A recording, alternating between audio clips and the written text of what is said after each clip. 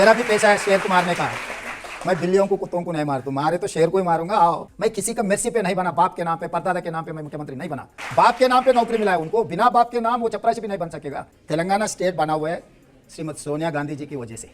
अभी 400 अगर मिलना है तो पाकिस्तान में जीतना पड़ेगा, इधर हिंदुस्तान में नहीं। जब सरकार चलाना है तो आप न्यूट्रल रहना है, सेक्युलर रहना है। राहुल गांधी के बारे में ज्यादातर लोग ये कहते हैं कि वो किसी से मिलते नहीं, किसी से ज्यादा बात नहीं करते। आपने कैसे फिट कर लिया राहुल गांधी को?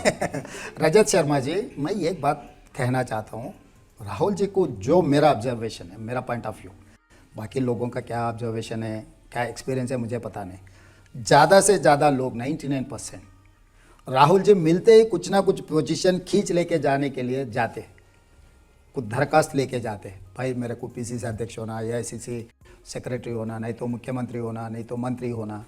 2 मिनट के बाद उनको समझ में आता है ये क्या एजेंडा लेकर आया। पर्सनल एजेंडा रहा तो 2 मिनट के बाद बात करने को क्या रहता है, अच्छी बात मैं देखूंगा बोल के भेज देता है। अगर पब्लिक के एजेंडा लेकर, कुछ पॉलिसी लेकर, कुछ पार्टी के एक्टिविटी के प्रोग्राम लेकर आप जाके बैठे तो राहुल जी सुनने के लिए तैयार है। पहली बार मेरा मीटिंग हुआ था 10 मिनट के लिए, मैं गया, सबके जैसा मैं भी पार्टी में आ रहा हूँ, कुछ पोजीशन पूछने के लिए आ रहे बोल के समझाता। राहुल जी मुझे पूछे थे आप क्या लेना चाह रहे हैं, मैं बोला आगे 25 साल आपके साथ तो चलना है, अभी क्या पूछ के लेऊँ मैं, अभी तो पूछ के लेने के लिए नहीं आया। अगर आगे अगर हम लोग साथ में चलना है तो ये प्रोग्राम लेके चलना है, अगर ये पॉलिसी लेके अगर आगे गए तो कुछ कर सकते हैं। मैं कुछ आइडियाज़ मेरे करने था पार्टी के बारे में, जो आउटसाइड ऑब्जर्वर, मैं कुछ कांग्रेस के बारे में कुछ मेरा ऑब्जर्वेशन है मैं वो दिखाया था, उनके बारे में भी कुछ मेरा ऑब्जर्वेशन है वो दिखाया था। वो मीटिंग ऐसा चले गए 1.5 घंटा हो गए। बाहर आनंद शर्मा जी, शीत जी, बहुत सारे लोग खड़े रहे थे, सबको रोक के मेरे से बात किए थे। फिर ये क्या कह सकते हैं रजत शर्मा जी, 10 मिनट का मीटिंग 1.5 घंटा हो गया। इसका मतलब राहुल जी का ने जब पर्सनल एजेंडा लेकर गए तो 1 मिनट 2 मिनट में मीटिंग खत्म होती। जनता की एजेंडा लेकर, पार्टी का एजेंडा लेकर अगर आप गए तो आपको कोई दिक्कत नहीं है, वो ज़्यादा टाइम देंगे। आके अलंकार और कौशल जी इशारा करते थे, अरे टाइम हो गया, बाकी के लोग हैं, तो भी राहुल जी सुनने के लिए तैयार है। रेवंत रेड्डी जी, आप केसीआर के बहुत दोस्त रहे हैं, उनके साथ आपने काम किया है, राजनीति में डिफरेंसेस होते हैं, लेकिन मैंने देखा आजकल कैसी भाषा का इस्तेमाल करते हैं। आप कह रहे हैं कि हमारे कार्यकर्ता तुम्हारी पैंट उतारेंगे, तुम्हारी शर्ट उतारेंगे और तुम्हारा वो अंडरवेयर भी उतारेंगे, नंगा कर देंगे। नहीं, ये ऐसे बात है, ईंट के जवाब पत्थर से देना है कि केसीआर ने उससे पहले एक दिन ये कहा, पूरा कांग्रेस, मुख्यमंत्री से लेकर पूरा कांग्रेस ने मेरा एक भी बाल भी नहीं उखाड़ सकते, ऐसे कुछ बात कहे थे। तो मैं बोला भाई हम खामोश रहने के वजह से आप वो आके प्रेस मीट लगवाए, अगर हम चाहे तो आपका चड्डी भी हम उतार के दिखाएंगे। अगर आप तारीख बोलो, मैं ये कहा आप तारीख बोलो, वो तारीख को मैं आऊँगा, मैं मेरा कार्यकर्ता लोगों को लेकर, तब देखेंगे आप क्या होने वाले। तो इसमें क्या गलती है रजत शर्मा जी, आप बोलो। अरे वो बाल की बात करें, आप चड्डी की बात कर रहे तो है। रजत शर्मा जी आप हिंदी में पूछ रहे, मैं हिंदी में जवाब देना पड़ता, मैं तेलुगु में जवाब दिया तो आप समझ में भी नहीं आएंगे। तो केसीआर ने जो तरीका के भाषा इस्तेमाल किए थे वही तरीका के भाषा मैं इस्तेमाल किया। लेकिन आप तो कहते हैं कि मैं तुमको जेल में भेज दूंगा, आपने कहा कि वो चरनापल्ली जेल है, वहां का आपका चिप्पा कुड्डू खिलाएगा। हाँ, ये भी कहा, अभी कुछ मिस हो गया, डबल बेडरूम घर भी बना के दूंगा, क्योंकि बेटा आए तो कह रहेंगे, बेटी आए तो कह रहेंगे, सब लोग यही जेल पे रहने के लिए डबल बेडरूम घर बना के दूंगा बोल के बोले, क्योंकि ये सब लोग सरकार में शामिल थे। केसीआर सन, डॉटर इन लॉ, सब लोग तेलंगाना को लूटी किए, फिर सब लोगों को जेल में भेज दिए। तो अभी एज तो हो गया केसीआर का, वो अलग रहे, बेटा अलग रहे, बेटी अलग रहे, उनके लिए दुख की बात है। इसीलिए डबल बेडरूम घर चरलापल्ली जेल में बना के दिए तो सब लोग इकट्ठा रहेंगे। कितना ह्यूमन बीइंग हूं मैं, आप देखो। वो भी कहते हैं ये चरलापल्ली जेल के एलुमनाई हैं। आप भी रह चुके हैं? हाँ, मैं 2 बार रह चुके हैं, डिटेंशन सेल में भी था मैं। मेरा बेटी एंगेजमेंट के लिए केसीआर ने बेल भी नहीं देने दिए। Finally I have got 2 hours time. Charlapalli jail से निकलकर मेरा बेटी एंगेजमेंट हाजिर होकर फिर मैं चरलापल्ली जेल को गए। तो किसी का, कोई बेटी का एंगेजमेंट या घर में कुछ फंक्शन रहा तो हर फादर क्या सोचते हैं आपको पता है ना। उसी दिन मैं कहा केसीआर एक दिन आपको ऐसा नौबत आ जाएंगे, तेरा बेटी जेल में रहा तो तेरे को वो दुख क्या है पता लगेगा। आज तो वो फेस कर रहे हैं ना, आज उनकी बेटी जेल में है जेल में है, मैं वही बात कह रहा हूँ। और वो आपने भी नहीं जेल में डाला, वो तो मोदी जी ने डाला। मोदी अभी हकीकत है, अभी बांटने मुझे मौका नहीं दिए, मोदी जी ने मुझे मौका नहीं दिए, मगर मौका दिए तो भी बेटी को नहीं डालता था, केसीआर को डालता था मैं, क्योंकि मेरा पंगा है केसीआर से, बेटी से तोड़िए। केसीआर की सरकार ने आपके खिलाफ क्रिमिनल केसेस किए, आपको जेल में भेजा, तो ऐसा लग रहा है कि आप बदला ले रहे हैं उनसे। नहीं, अभी तो बदला शुरू ही नहीं हुआ, अभी लूंगा कैसे शर्मा जी, अभी तो शुरू किया ही नहीं। मैं 6 गारंटी अमल करना शुरू किया, अभी बदला लेना शुरू नहीं किया। वो ये कहते हैं कि आजकल ज्यादा इसलिए बोल रहे हैं कि मेरे फादर को चोट लग गई, हड्डियां टूट गई और शेर बिस्तर पे है, अब शेर बाहर निकल के आएगा, फिर देखना आप। मैं वही बोल रहा हूँ भाई, आ जाओ, यहाँ पर बंदूक तैयार है, एक ही गोली से हो जाएंगे काम। मेरा भी पेशा है शेर को मारने का, मैं बिल्लियों को कुत्तों को नहीं मारता, मारे तो शेर को ही मारूंगा। आओ हाँ, आँख बंद नाक बंद, खोटा खोटा बात बंद, बनना है तो बाप बंद, छोटे थोड़ा शाप बंद। मार के दिखा है ना इस चुनाव में, हरा के दिखा है ना। केसीआर प्रेसिडेंट था उनके पार्टी को, मैं कांग्रेस पार्टी का अध्यक्ष हूं, मैं उनको हरा के दिखा है, मैं बोल कर हरा है उनको। तो जब हॉस्पिटल में उनको देखने गए थे, बिस्तर में लेटे थे, तो क्या कहा आपने उनको? ये पर्सनल है, अभी डिस्कस नहीं करना, क्योंकि अभी कुछ रिलेशंस ऐसे है, राजनीति से अलग भी है, कि वो बहुत दुखी में था। तो जब being an chief minister, I was just opposition leader, तो मैं उनको ऐसा फिजिकली कुछ असल्ट करने के लिए थोड़ी सोच रहा था। तो आधी रात को देखिए, असॉल्ट तो दोनों तरफ से चलता है। अब वो केटीआर कहते हैं कि जो राहुल गांधी हैं वो नेशनल पप्पू हैं और रेवंत रेड्डी जो हैं वो तेलंगाना के पप्पू हैं। बराबर है, हम पप्पू, पप्पू का मतलब दाल, दाल इज प्रोटीन फूड, दाल हम लोगों को, पप्पू का मतलब दाल है, दाल इज प्रोटीन फूड, हेल्थ के लिए अच्छा है। आजकल तो सब लोग वेजिटेरियन बन जा रहे हैं, हम थोड़ी हेरोइन नहीं तो कोकेन गांजा तो तोड़िए हम, आप लोग वो है, हमारा इतना फर्क है, आप लोग नशा के हैं, हम तो दाल है, दाल अच्छा है अपने लिए। और आजकल जो उनके जमाने के पुलिस ऑफिसर से, इंटेलिजेंस के चीफ थे, उनको जेल में डाल रहे हैं एक एक करके आप। वो देश छोड़कर भाग गया, अमेरिका में है जो चीफ है, कासिम रिजवी तो भाग गया, बाकी के लोग पकड़ा गए। अभी वो तो वो चल रहा है टेलीफोन टैपिंग के बारे में, हैकिंग के बारे में मोबाइल। अब टेलीफोन टैपिंग वो कहते हैं 2-4 लोगों का कराया था, इतना बड़ा क्राइम नहीं था कि आप पुलिस अफसरों को जेल में डाल दें। तो अभी तो इंक्वायरी तो जांच है, अभी इंक्वायरी तो ऑन है कि illegal interception is the crime. अब लीगल इंटरसेप्शन आईएसआई एजेंट्स के लिए, नक्सलवादी के लिए और किसी के लिए आप कर सकते हैं, बाज़ाब्ता कर सकते हैं, officially allowed. Unofficially thousands of numbers, business tycoons, जो रियल्टर्स है, पॉलिटिशियंस है, परिवार है, किसी को नहीं छोड़ा है। ये क्या तरीका है, कौन सी देश में है? सबके फोन टैप कराए थे। हाँ, ये क्या तरीका है, ऐसे लोगों को छोड़ना क्या? अगर आगे और इनसे भी गलत आदमी अगर कुर्सी में बैठे तो क्या प्राइवेसी, क्या वाइफ एंड हस्बैंड के बीच में भी जो बात होती है आप सुनने के लिए कोशिश कर रहे हैं? ये क्या तरीका है, कौन सी दुनिया में है हम लोग? ऐसे लोगों को क्यों छोड़ेंगे? लेकिन आपने भी तो उनके घर के ऊपर ड्रोन उड़ा दिए थे, हाँ, फार्म हाउस के ऊपर। सही है, मैं नहीं, कोई पत्रकार ने ड्रोन उड़ा के मेरा पूरा दिखाया था, मैं वो ऑफिशियली मैं चैलेंज किया था, भाई आप 25 एकड़ में एक जबरदस्त पैलेस बनाया, इट्स वर्थ ऑफ 500 करोड़। आप पहले आपको चप्पल नहीं था, अभी तो इतना 500 करोड़ पैलेस कहाँ से आ गए?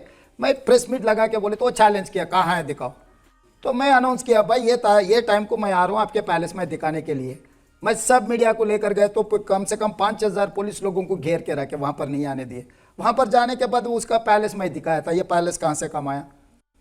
तो उसमें वही केस में मैं उनका पैलेस दिखाया बोल के, मैं एमपी था, मैं लोकसभा चल रहे थे, मेरे लोगों को उठा के जेल में डाल दिए, रिमांड कर दिए। तो मैं पार्लियामेंट छोड़कर सीधा सीधा थाने पे गया, थाने पे जाते मुझे भी उठा के जेल पे डाल दिए। भाई आपका इलीगल प्रॉपर्टी दिखाए तो जेल में भी डिटेंशन सेल, वहाँ पर आईएसआई एजेंट्स था, सबको खाली करवा दिए, 16 डेज डिटेंशन सेल में रखा है। लोकसभा चल रहे थे, आपके प्रॉपर्टी दिखाए, मैं बस उतना ही है, उसमें क्या गुनाह है? तो अब आप चीफ मिनिस्टर हैं, अब आप भी छोड़ेंगे नहीं? नहीं, ऐसे काम नहीं करता हूँ। जो लोग मेरे को आज ये कुर्सी दी है, जिम्मेदारी दी है, बहुत बड़ा सोच कर दिए, लोगों के लिए कुछ अच्छा करने के लिए, 6 गारंटीज इंप्लीमेंट करने के लिए, लॉ एंड ऑर्डर सुधारने के लिए, ड्रग फ्री हैदराबाद बनाने के लिए मुझे ये कुर्सी दी है। केसीआर केटीआर को मारना है तो मेरे कुछ भी ज़रूरी नहीं थे, असेंबली में मैं जाके थप्पड़ मारता था। इसके लिए कुर्सी का ज़रूरी नहीं है, ये ऐसा गलत काम नहीं करता हूँ मैं। ये बहुत जिम्मेदारी है, ये जिम्मेदारी बहुत भरोसा से दी है, वो भरोसा नहीं तोड़ना चाहता हूँ मैं। अब केटीआर ने तो आज ही स्टेटमेंट दिया है कि लोकसभा चुनाव के बाद में रेवंत रेड्डी भी बीजेपी में शामिल हो जाएंगे।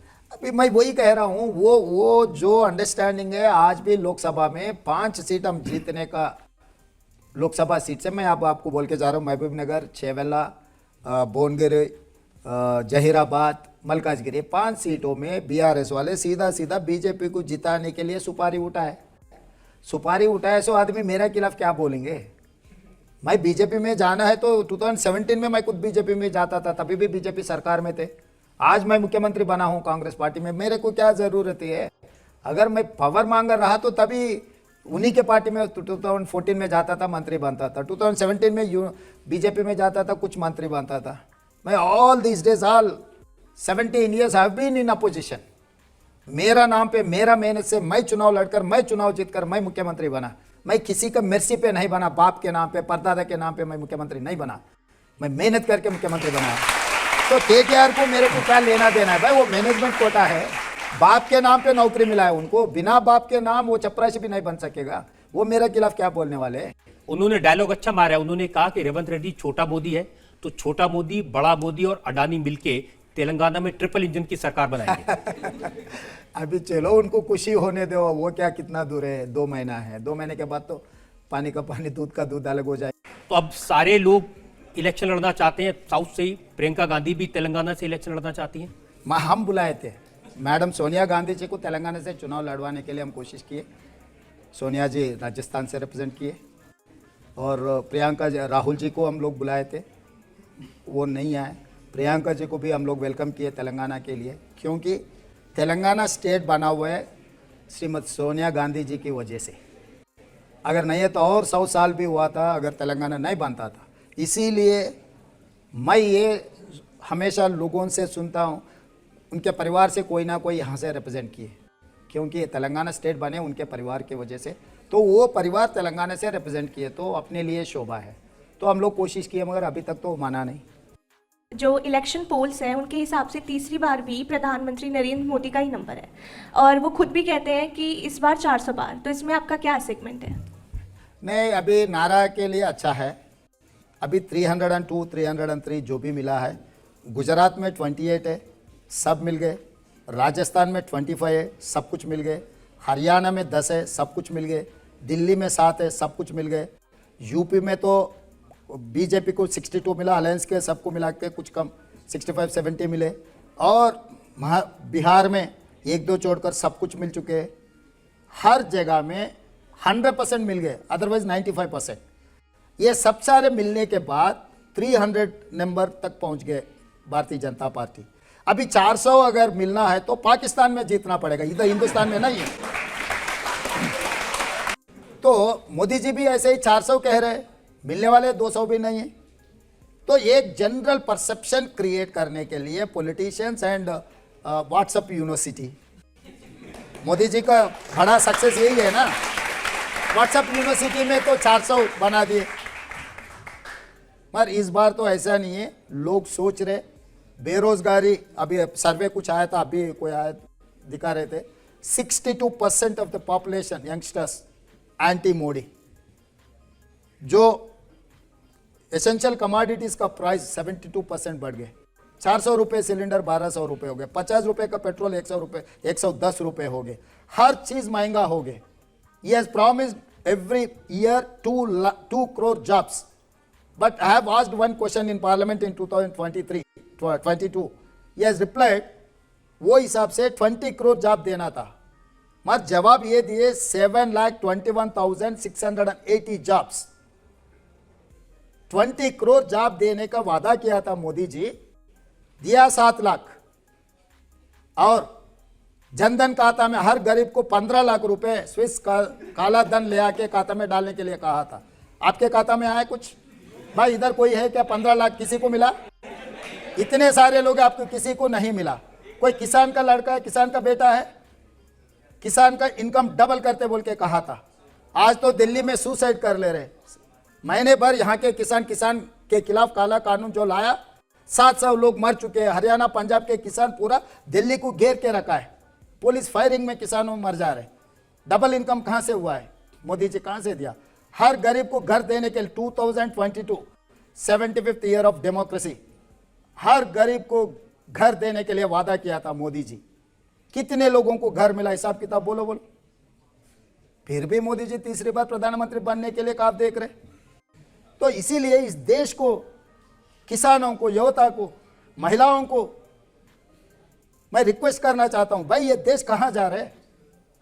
किसको वोट दे रहे हैं?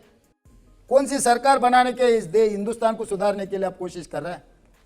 और फाइनली रजत शर्मा जी, 1951 जब इलेक्शन हुआ था तब से मतलब 64 ईयर्स, 1947 से लेकर 2014 67 ईयर्स में 14 प्राइम मिनिस्टर्स, मतलब कोई 2 बार 3 बार भी हुए होंगे, 14 prime minister, they have borrowed 55 lakh crore.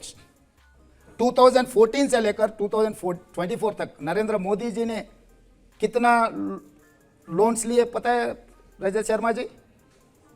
113 lakh crore. This is 67 years से जितना लिया उससे डबल लोन लिए हिंदुस्तान सरकार ने। वो पैसे कहां गया? उस दिन इतने प्राइम मिनिस्टर, बाकरानंगल से लेकर नागार्जुन सागर तक, ये ट्रायल से लेकर हर कुछ बना है। All airports, ports, national highways, इस देश में जितना भी तरक्की करना है 67 ईयर्स में 14 प्राइम मिनिस्टर ने किया। वो लोग खर्चा लिए, लोन उठाए 55 लाख करोड़। वह नरेंद्र मोदी जी अकेला ही 113 लाख करोड़ लोन्स लिए। ये पैसे कहां गए? किसके जेब में गया? जब क्या बनाया नरेंद्र मोदी जी ने इस जब देश के बीजेपी लिए? के लोग आएंगे उनसे ये सारे सवाल मैं जरूर पूछूंगा। मैं आपको डेटा, एक्चुअल डेटा है, आप यू टेक द डेटा। क्योंकि मैं पार्लियामेंट में क्वेश्चन पूछा था, निर्मला सीतारामन जैसी भी मेरा बात हुई थी। मैं इतना जवान लोग है, पढ़े लिखे सो है, यहाँ के ये युवता देश के भविष्य है। ये लोगों को सोचने के लिए मैं कह रहा हूँ, ये मेरा अकेला जिम्मेदारी नहीं है। ये पैसे कहाँ गया? आप लोग क्यों नहीं पूछ रहे?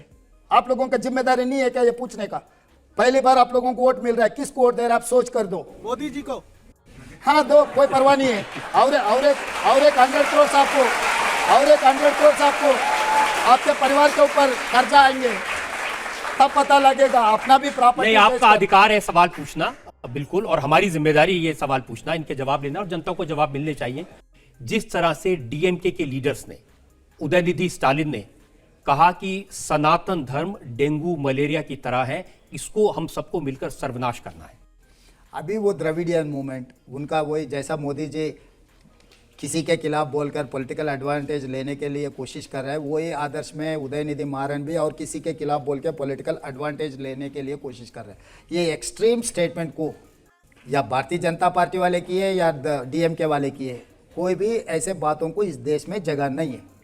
आपकी वीडियोस में देखता हूं, आप जब वोट डालने गए तो आपने गौ माता की पूजा की। हाँ किया। जिस दिन आप ऑफिस में गए तो आपने वहां भी भगवान की पूजा की। आपको तो प्रॉब्लम नहीं है, लेकिन उदयनिधि को और ए राजा को क्या प्रॉब्लम है? ए राजा कहते हैं कि हम तो राम के खिलाफ हैं, हम तो हिंदू के खिलाफ हैं। मैं इसीलिए कह रहा हूँ, मैं साफ कहना चाहता हूँ रजत शर्मा जी, बाय प्रैक्टिस मैं हिंदू, मैं गौर से कहता हूँ मैं हिंदू हूँ। इसका मतलब मैं मुस्लिम के खिलाफ हूँ, मैं क्रिश्चियन के खिलाफ हूँ, मैं और सिख के खिलाफ हूँ, ऐसा मैं किसी के खिलाफ नहीं हूँ। मेरा धर्म है, मेरा धर्म, मेरा परिवार, मेरा परदादा ने जो सिखाया था मैं वही प्रैक्टिस कर रहा हूँ। इसमें क्या गलती है? वो पर्सनल प्रैक्टिस है, वो परिवार के प्रैक्टिस है। जब सरकार चलाना है तो आप न्यूट्रल रहना है, सेक्युलर रहना है। थोड़ी बहुत डीएमके वालों को भी समझा दीजिए आप। बराबर समझाता हूँ, मिला नहीं, मिले तो जरूर बोलूंगा मैं। सुन, मैं वापस आ गया, तू फिर से डरेगा। जिस तेरा फ्लॉप हुआ अब क्या करेगा? मैं पहले से फेमस था शाने। अब बताइए मैं क्या करूंगा? एक बहुत सिंपल सी टिप आपके साथ शेयर करती हूँ। अपने हाथ को इस तरीके से रखिए। If you look at this from your side, आपका लेफ्ट हैंड आपको बी के जैसे दिखेगा और राइट हैंड आपको डी के जैसे दिखेगा। B and D. B for थोड़ी मदद रखिए। वे मैथों तेरा मन पड़या